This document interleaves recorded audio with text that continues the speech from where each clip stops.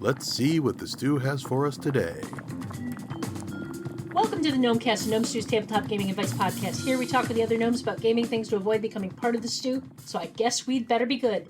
This episode is brought to you by our awesome Patreon backers like the jubilant Jim Anderson, the profound Panic Productions, and the saucy Sam Groton. Today we have myself, Ange, along with Jared and Senda, and today we're going to do our best to stay on topic, to talk about how to, well, help your group stay on topic. Before we dive into the main topic, though, let's ask our get-to-know-a-gnome question. What nerdy topic do you find to be the one that is most likely to get you off topic as you talk passionately about that particular subject? Jared, I'm going to start with you. Oh, sure. So I'm going to bring us down for a second and say, at one point in time, it would have been Star Wars, but I no longer like to talk about Star Wars with anyone anymore. That's fair. Fair.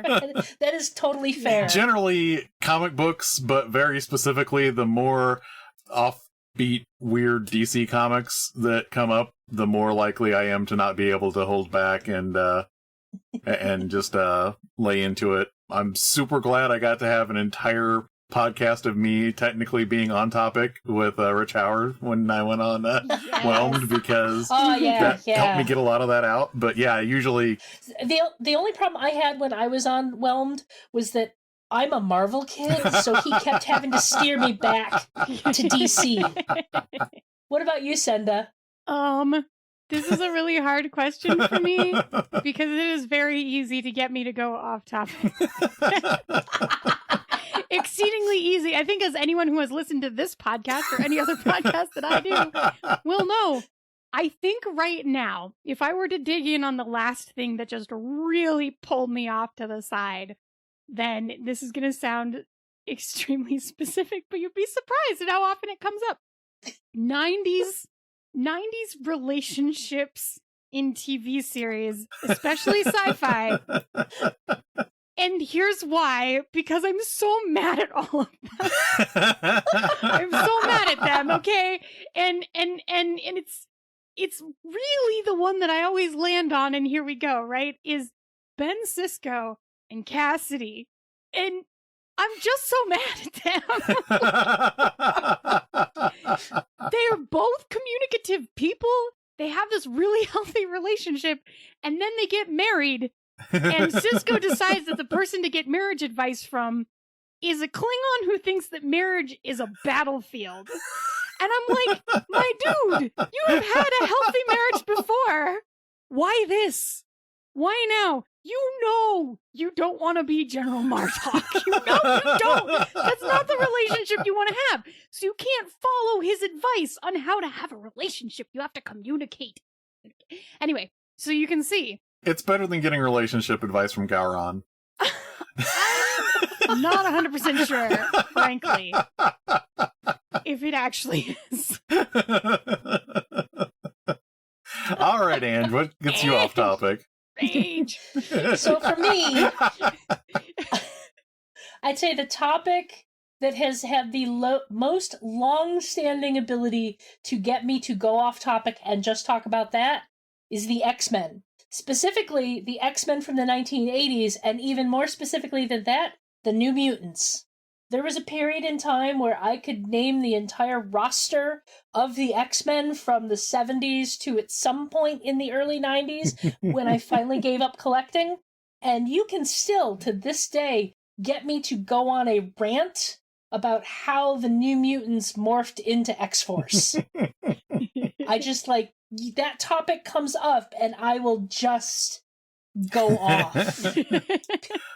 I mean, to be fair, I'm still upset with how they killed Doug off, but, you know. Oh, yeah. No, the whole Doug Locke thing in my little social group gets a lot of people riled up. There's a whole bunch of us 50-somethings who were, passionately wounded by the way that entire storyline went down.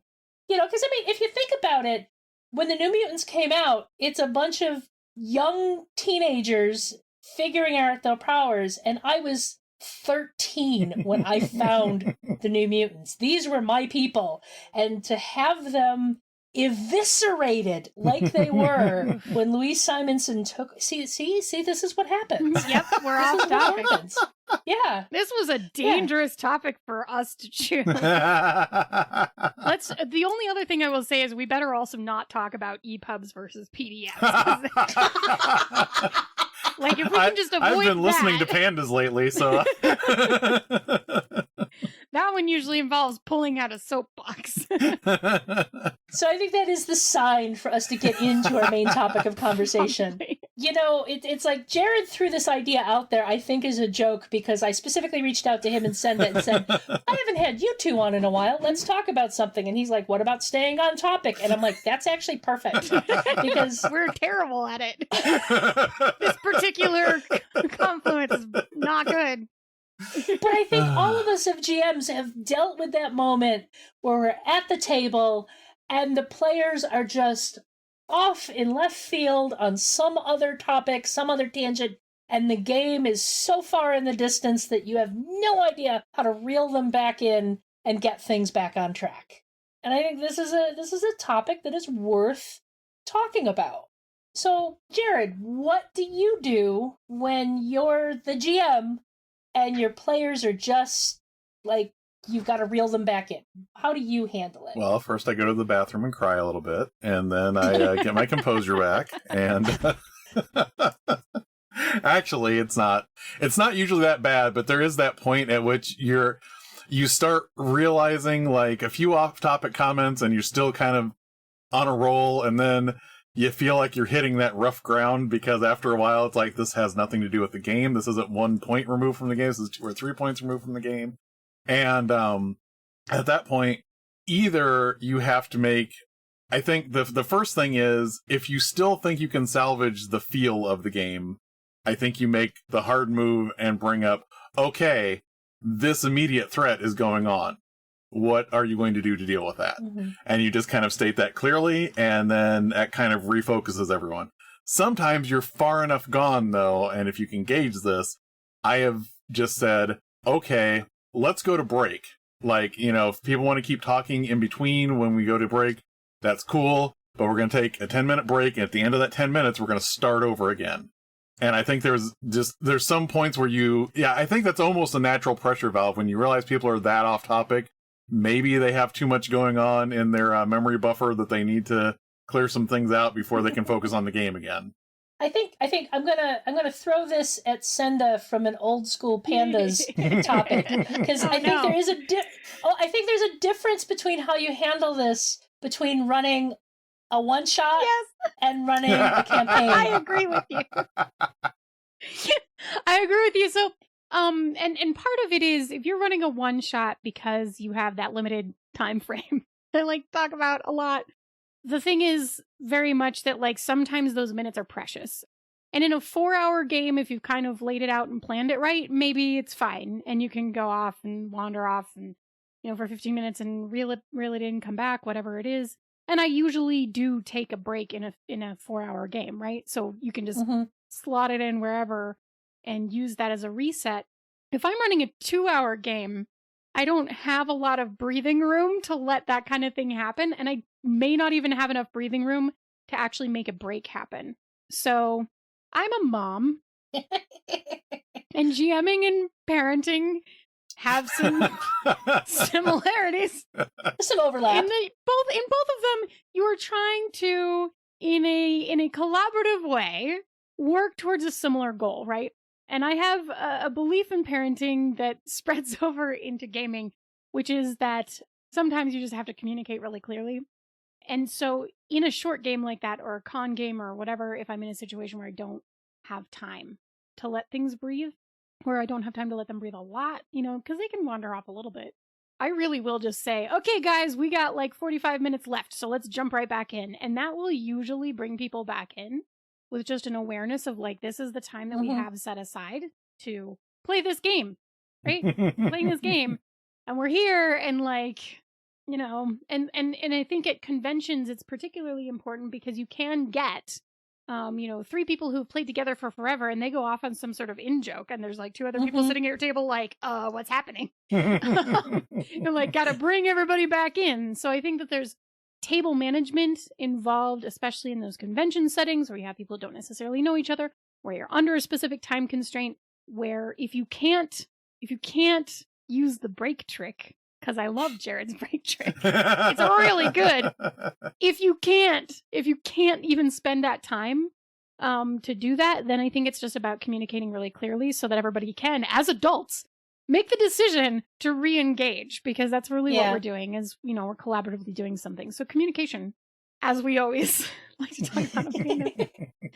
I think with campaigns, especially for long-running home groups where you've known each other for many years, you have to also take into account that this is your friend group.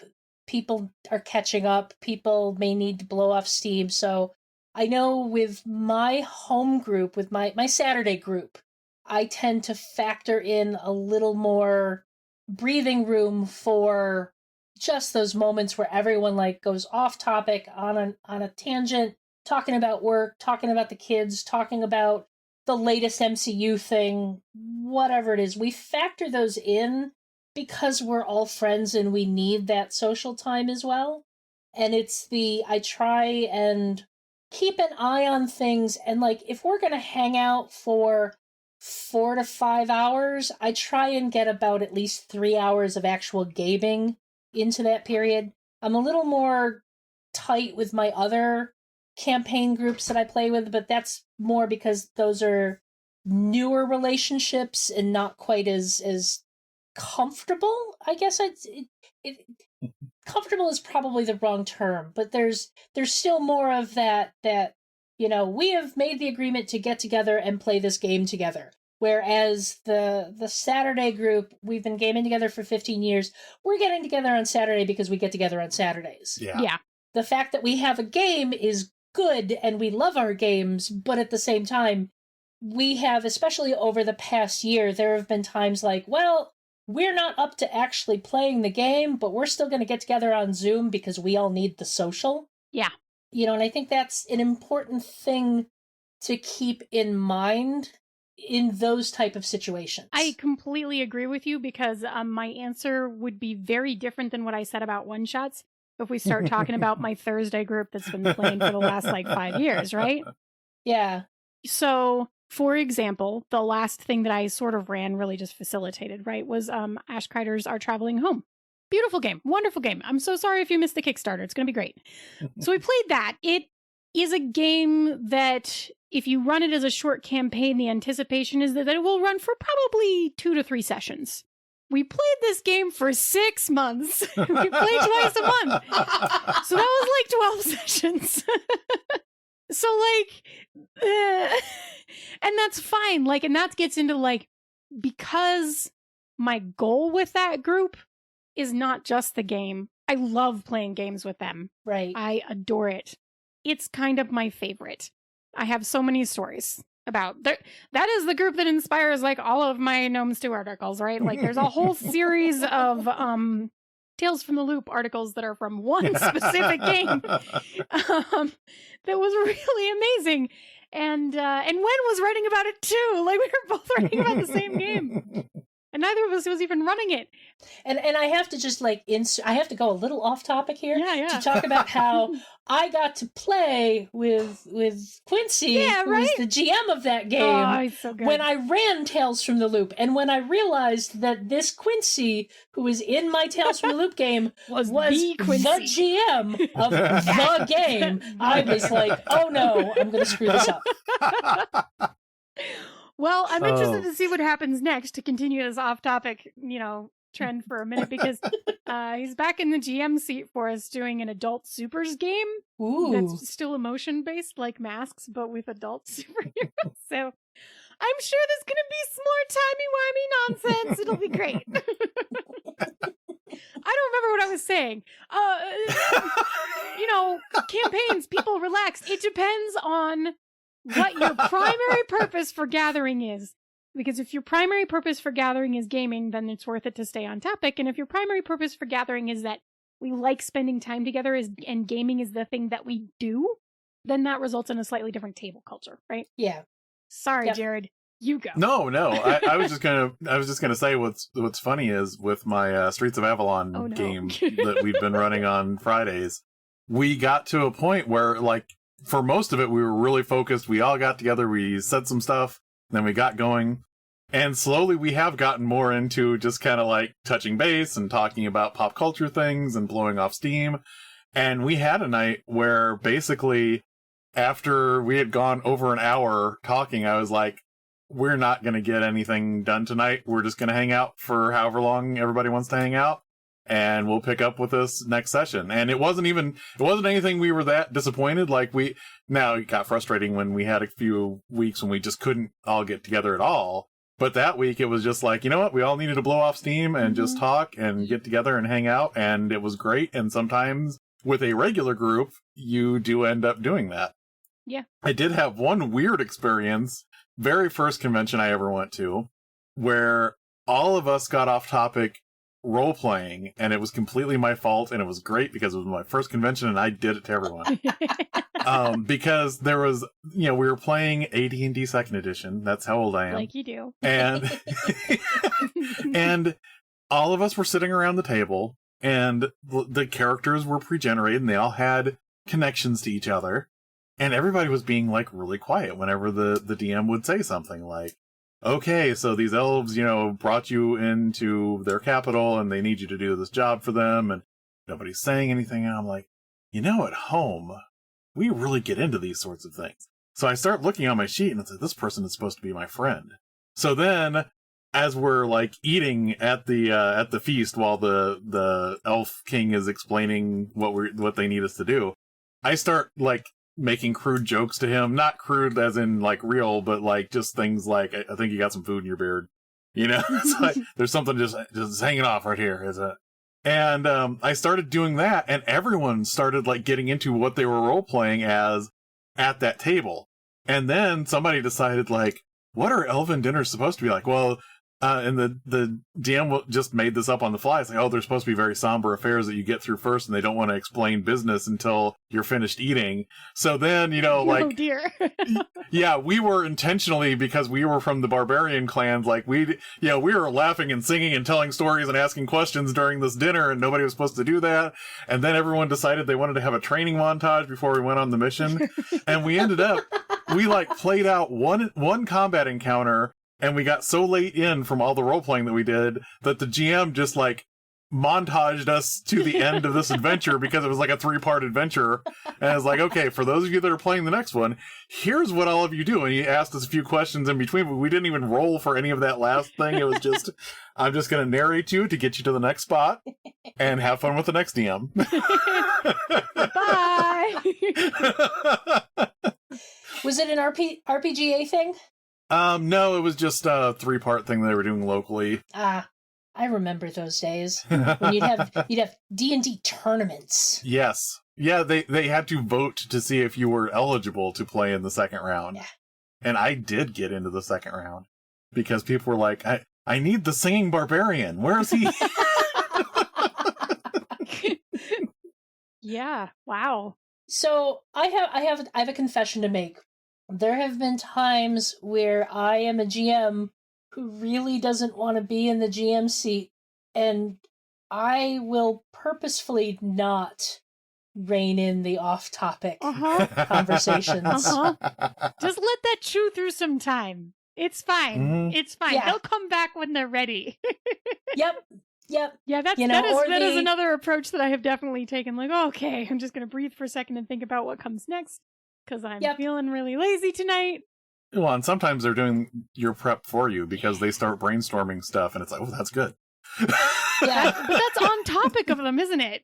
If they're like, sort of, yeah. I suppose we should point out that there's like 2 types of off-topic. There is off-topic as in we're not even talking about the game. We're talking about family and work and the Falcon and the Winter Soldier and just whatever else is like of the moment that we're talking about.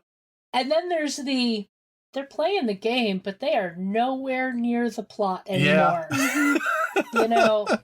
It's like those are 2 very different off-topic that GMs need to develop the skills to deal with. The bear folk warden has decided he's going to set up a carpentry shop, and he's looking for customers in the village. I mean, this has happened to me. This is a thing that happens to me infrequently, and the reason is I rarely plan anything past the first initial scene. So, like, there isn't really a plot for them to leave. I just know what will happen if they don't do anything, right? Like, if you do nothing, this is what the bad guy does. And then, like, things happen around that. And it's a very effective style for one-shots. And very difficult to keep track of what you were doing for long-term campaigns. Yeah. 6 months in, you're like, I don't remember. What did I say? It's a great way to, like, figure out what the players are actually interested in. And, like, oh, they are completely ignoring my plot-centric NPC and focusing on this random NPC that I gave a name because they asked what their name was and I had no plans for them. So... okay, let's use the hook of that NPC and figure out where it goes. You know, you have to be flexible as a GM. I have a friend who was running he was running a fantasy game that he had different players in who played at different times. So he ended up deciding, you know, based on the way people were playing, he had the A team, who were like the cheerleaders and jocks who were there to do the job and, you know, be adventurers. And then he had the B team, who were all adventurers because their parents told them that's what they had to do, but they would rather be a baker and a a shoemaker and these types of things. And it was just like, he would talk about the B team so frustrated because he'd put plot in front of them and they would bypass it to go make muffins. And I'm like, well, I know how as a GM that can be super frustrating, but your players were telling you what they wanted to play. Yeah, you just need to involve the muffins in your plot. And then it won't be off topic anymore. So I think to bring this back on topic, look at that. Hey. I'm just going to say, this is how we do it professionally, right? Professional.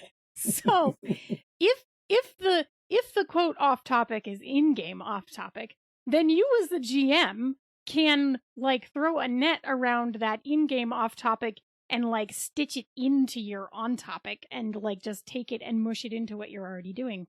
Because you have that ability, you can change on the fly and you can just incorporate that stuff, and it's the stuff they're interested in because it's the stuff they're talking about, right? If it's completely out of game, if it's meta off topic, that's harder. Then we go back to the things we talked about at the beginning, right? Like take a break, use your communication skills, attack them with a thing and see if they still care. You know. I feel sorry for any DM that has to deal with like a PC that comes up with a whole bunch of side questions to come up with their own ulterior motive when they ask an oracle about something that's supposed to resolve the main plot. Anyway. I can't imagine anyone who's had to deal with that recently, Jared. I might have my own alternate win condition for John's campaign. Wow. Alternate win condition. Well, it was the best part is we've got an oracle in front of us. The oracle is willing to answer whatever questions we ask. And Jared's character, Nograt, asked a couple of questions, asked a couple more questions, then he's like, okay, last question. And he asked the question, and then all of a sudden he thought of more questions, and he's like, hey, Sapphire, ask him this question. It was, oh goodness! Now I have a question for everybody. Another one. Do you have last question? Cool. Just so we're clear. No more after this one. Exactly. Ange, ask her this. But do you have an off-topic topic, basically, that is it just completely derails you? Like you can't pull it back on the tracks if somebody starts doing this in the middle of a game. Because for me, once somebody starts like critiquing the actual rules of the game, I can't keep running it. That's almost like, now we're talking about how the production of the movie is going and turning the camera around the opposite direction. It's like, I can't keep running after that. Like, don't start going on a tirade about how you don't like the crafting rules in 5e in the middle of the game and, keep going on about it, because eventually I'm just going to be like, okay, now we're having meta discussion about the game itself, and I can't get back into the game now, because now my brain is doing game analysis and not game running.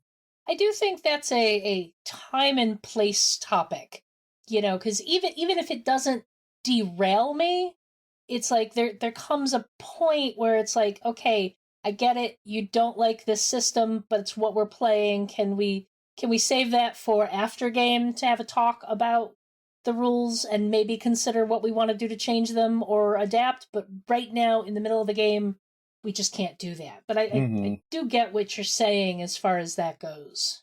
Yeah. What about you, Senda? Yeah, I was gonna say actually the same thing, and there's one instance that always comes to mind for me where I was running a game at a convention, and in the middle, like 45 minutes into that convention, one of my players, it was a whole table of people with much experience and many people who had designed their own games. One of the people looked at me and said, "This mechanic is completely broken. I think it should be written like this," and then told me how it should have been written. And I was like, I didn't write this game. I'm just running this game. I know we can all design games. Like, do you want me to fix it on the fly, or do you want to just keep going? Like, make a decision and let's get back to the game itself.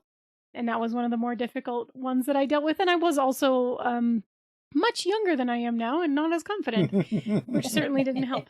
So yeah, I mean, that's not my favorite thing it's not a discussion that I think necessarily has I'm okay if somebody comments on it in the middle of the game, right? Like, oh, this, yeah, whatever. But I don't want to stop and have a 10-minute, 15-minute discussion about it in the middle of the game, unless it is something that is bad to the point that it's like ruining the game for the table or me or someone else. If it's something that we need to do an immediate urgent repair on, because it's a safety issue, or it's like just really that bad, or like if the person is like, I can't play it like this, I'm literally like, it's fine, I'll leave, or you can fix this. But if it's not to that level, then like we don't need to talk about it right now. We can talk about it after the game. Like if you're talking convention games, you chose the game to sit there. If it's a convention game, you chose to sit there, you chose that table to be at, you have a little chill for the 4-hour session or whatever it is. You've realized it's not the game for you. If you absolutely have to, you can bow out, but don't ruin the game for everyone else. I will say that for like, if it's like your home group and you're trying out a system for the first time and there's starting to be issues with, so let's just say that my group years ago tried to play Riffs. I had never actually played Riffs. I'm very glad I never actually played Riffs before, because we got like 2 or 3 sessions into that game, and the last session basically devolved into us all going, this system's really stupid. So I can understand that type of thing happening if it's a group who is decided to play it, try out a game, and they kind of get through it and realize, through talking to each other that this is not gonna work. That's a different thing. That's more like a group consensus thing. But if it's just the group has decided to play 5e and you don't like 5e, but you decided to take a seat at the table because you want to play with these people, don't spend half of every session bitching about 5e. And I love having game discussions. Otherwise, I wouldn't write reviews. I mean, that is me basically, picking apart something when I'm reading it and throwing it out there and talking to other people about it. But I don't want to have, that's a different part of my brain than I'm using when I'm running the game. Mm-hmm. I want to think about that sort of stuff and have those discussions after the game. In, my local circles, we had this thing when we were playing at the local game store, which was called parking lot talk, because we would go out of the store after the game and we would spend like another hour or 2 out in the parking lot talking about things. And if you want to bring up how game systems work and whether you like this part of the game or anything, I am completely down to talk about that after I'm done running the game. But when I'm running the game, I'm trying to do all of these 8 different things, as Phil would say. And I don't need a 9th where I'm actually doing like a meta-analysis of how the rules work. That's basically why I don't want to have that come up in the middle of the game. And like both of you said, if somebody's just saying, I am not thrilled with these rules, but that's where they leave it, then that's great. Because then it's just like, yeah, noted, no problem. Yeah. Yeah. I asking what throws me off kilter as a GM isn't really necessary. Like, thinking about it, it's not necessarily an off-topic issue. It's when I can see in-character drama starting to affect people out of character. Oh, yeah. That kills me as a GM. Mhm. Yeah. You know, that will derail all of my momentum as I realize this is starting to cause, like, personal issues between two players, and if we keep going, you know, this is I've actually had that kill a campaign before. Yep. Where I had a player who did not realize her in-character behavior was pissing people off, and then it escalated to the point where she was continuing to be obnoxious in character and not realizing she was coming very close to fracturing her friendship with another player because she wasn't easing back. And that was I am a GM and I am completely out of control of this situation and I need to stop the game because if it goes forward, it's going to have repercussions that I don't want to see. Fun. These are the less fun ways to be off topic, I will say. We went all serious. Yeah. I know. It's important stuff, though. Now I'm thinking about my my couple friends that broke up at the table in the middle of a Marvel Heroic game. Oh, God! That was off topic. Yeah. I mean, that is the kind of off topic that you are... I don't even know what... As a GM, that's just like, okay, well, let's just stop playing today, at least. Yeah, that's essentially what happened. when two of my gaming friends recently about 2 years ago broke up, I kind of went to both of them. I'm like, if you ruin my gaming group because you're breaking up, I will kill you. We're gonna have words. And thankfully, they've both been able to remain friends post gaming, so we can continue to game together. They're just not a couple anymore. Anyway, I think we've been both on topic and off topic a significant amount. Is there any last on topic words we want to say before we get out of here? I actually don't have anything on topic, so we better just pass it along. Jared. Anything? Thanks. No, like I said, I mean, I honestly, I think there is, especially in a campaign, like in a regular game, there is a certain art to knowing when something is unsalvageable. Not necessarily the campaign, but just tonight is not going to happen. Yeah. We just need to call it and start over next time. Yep. Mm-hmm. And I think just as a final note, especially like for the one shots, the convention games, have chunks of your adventure you can just drop. You know, if you realize you're not going to hit all 3 combat encounters you designed, that's okay. Just give the players what you can. So, this show is funded by the Gnome Stew Patreon. You can too be a Patreon backer by following the Patreon link on the Gnome Stew website to the Gnome Stew Patreon. This ad is brought to you by the Focusing Focusinator. When you find yourself having trouble keeping your mind on topic, we can help you avoid getting distracted by the dozens of things pulling at your attention, like the fact that you need to complete 6 different jobs at work in the space of what should be allotted to 2, or the members of your household that need attention and need you to decide what to fix for dinner right now, or the friend you need to remember to call, or the squirrel that's emptying your bird feeder again, or... Wait, what was I saying? If you're enjoying the Gnomecast, you'll probably like many of the other Misdirected Mark shows. Here's one to check out. Zhang-Hu Hustle. Train alongside fellow students Eric Farmer and Eli Kurtz in Zhang-Hu Hustle. Eric and Eli make their kung fu stronger by watching wuxia films, then discussing how to apply their observations to game design. You can find all of us at gnomestew.com, at gnomestew on Twitter, and gnomestew on Facebook. Folks, where else can they find you on the internet? Senda, go! Well, you can find me on Twitter. It's IDELLAMITHLYNND, and I use the same one on TikTok now, so if you can spell it once, you can find me everywhere. But you can also find me on Pandas Talking Games, which is a podcast, and it's at Pandas Talk Games on Twitter. You can still find the back episodes of She's a Super Geek at Sasky Podcast. And what else? Usually this is the part where I say that I also write for Gnomes too, but obviously... we're already here. Yeah, I mean, that's the part kind of of my the given pitch here. that I just realized I timed it all wrong. Cool. Hey, Jared. Where can people find you on the internet? All right. So, if you'd like to read my personal blog, it is at whatdoiknowjr.com. You can hit me up on Twitter at whatdoiknowjr. And also, I've been starting to do this thing where I do a text-to-speech version of the blog reviews that I've been doing and posting them up in podcast form. And those are on anchor.fm/what-do-I-no. So if you want to hear my reviews read to you instead of reading them yourself for whatever reason, I'm starting to put them up on there.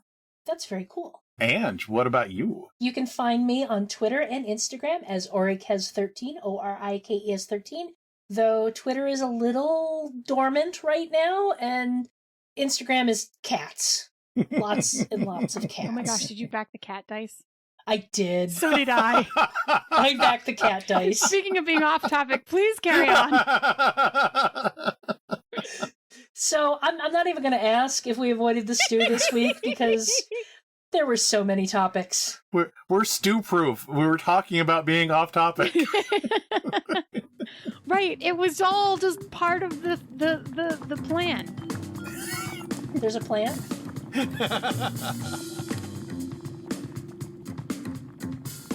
Gnomecast is hosted by Misdirected Mark Productions, the media arm of Encoded Designs.